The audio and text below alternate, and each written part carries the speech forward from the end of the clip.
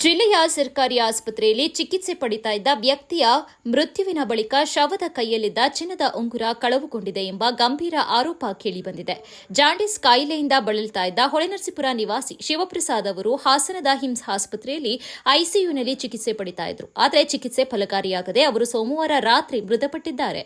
ಮೃತ್ಯುವಿನ ನಂತರ ಆಸ್ಪತ್ರೆ ಸಿಬ್ಬಂದಿ ಶಿವಪ್ರಸಾದ್ ಅವರ ಮೃತದೇಹವನ್ನು ಐಸಿಯುನಿಂದ ಶವಾಗಾರಕ್ಕೆ ಸ್ಥಳಾಂತರ ಮಾಡಿದ್ರು. ಈ ವೇಳೆ ಮೃತರ ಪತ್ನಿಯು ಆಸ್ಪತ್ರೆಯಲ್ಲೇ ಇದ್ದರು ಎನ್ನಲಾಗಿದೆ. ಸೋಮವಾರ ಬೆಳಗ್ಗೆ ಹೊಳೆನರಸೀಪುರ ಪಟ್ಟಣದ ಮಡಿವಾಳದ ಬೀದಿಯಲ್ಲಿರುವ ತಮ್ಮ ನಿವಾಸಕ್ಕೆ ಮೃತದೇಹವನ್ನು ಕೊಂಡೊಯ್ಯುವ ವೇಳೆ ಶಿವಪ್ರಸಾದ್ ಅವರ ಕೈಯಲ್ಲಿದ್ದ ಚಿನ್ನದ ಉಂಗುರ ಕಾಣೆಯಾಗಿರುವುದು ಕುಟುಂಬಸ್ಥರ ಗಮನಕ್ಕೆ ಬಂದಿದೆ. ಈ ಹಿನ್ನೆಲೆಯಲ್ಲಿ ಕುಟುಂಬಸ್ಥರು ತಕ್ಷಣವೇ ಆಸ್ಪತ್ರೆ ಸಿಬ್ಬಂದಿಯನ್ನ ಪ್ರಶ್ನಿಸಿದ್ದು, ತಮಗೆ ಈ ಬಗ್ಗೆ ಯಾವುದೇ ಮಾಹಿತಿ ಇಲ್ಲ ಎಂದು ಸಿಬ್ಬಂದಿ ಉತ್ತರವನ್ನ ನೀಡಿದ್ದಾರೆ ಎಂದು ತಿಳಿದುಬಂದಿದೆ. ಆದರೆ ಮೃತನ ಕುಟುಂಬಸ್ಥರು ಆಸ್ಪತ್ರೆ ಸಿಬ್ಬಂದಿಯ ಮೇಲೆಯೇ ಉಂಗುರ ಕಳವು ಆರೋಪವನ್ನು ಹೊರಿಸಿದ್ದು, ಈ ಪ್ರಕರಣವನ್ನು ಗಂಭೀರವಾಗಿ ಪರಿಗಣಿಸಿ ಸೂಕ್ತ ತನಿಖೆ ನಡೆಸಬೇಕು ಎಂದು ಒತ್ತಾಯಿಸಿದ್ದಾರೆ. ಜೊತೆಗೆ ಕಳುವಾದ ಉಂಗುರವನ್ನು ವಾಪಸ್ ಕೊಡಿಸುವಂತೆ ಆಗ್ರಹಿಸಿದ್ದಾರೆ.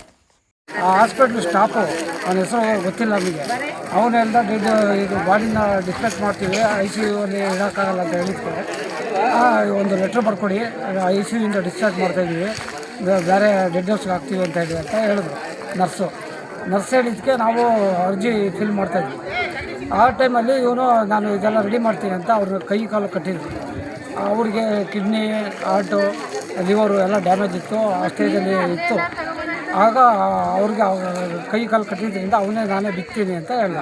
ನಾವು ಈ ಅರ್ಜಿನ ಡಿಸ್ಪ್ಯಾಚ್ ಅರ್ಜಿನ ನಾವು ಫಿಲ್ ಮಾಡ್ತಾ ಇದ್ದ ಟೈಮಲ್ಲಿ ಸಿಸ್ಟ್ರು ನಾವು ಇವನು ಅಷ್ಟೊತ್ತಿಗೆ ನಾವು ಬಿಡ್ತೀನಿ ಅಂತ ಹೇಳಿ ಕೈ ಕಾಲು ಎಲ್ಲ ಬಿಚ್ಚಿದ್ದ.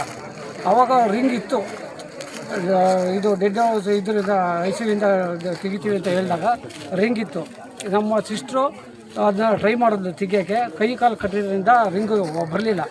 ಆಮೇಲೆ ನಾವಿಬ್ಬರು ಅಣ್ಣ ತಂಗಿ ಇಬ್ಬರು ನೋಡಿದ್ರಿಂದ ಆ ರಿಂಗ್ ಆಮೇಲೆ ಬಿಚ್ಕೊಳ್ಳೋಣ ಅಂತೇಳಿ ನಾವು ಅರ್ಜಿನ ಫಿಲ್ ಮಾಡೋಕ್ಕೆ ಹೋದ್ವಿ.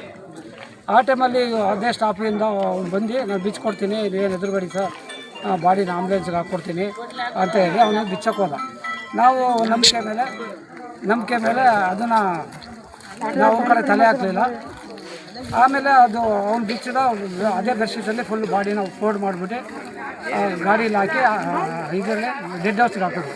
ಡೆಡ್ ಹೌಸ್ಗೆ ಹಾಕಿದ್ಮೇಲೆ ಅದು ಡೆಡ್ ಹೌಸಲ್ಲಿ ಸ್ಟೋರೇಜ್ ಮಾಡಿದ್ವಿ ಬಾಡಿನ. ಈಗ ಅವರಿಬ್ಬರಲ್ಲಿ ಯಾರು ತಿದ್ದಿದ್ದಾರೆ ಅಂತ ಗೊತ್ತಿಲ್ಲ.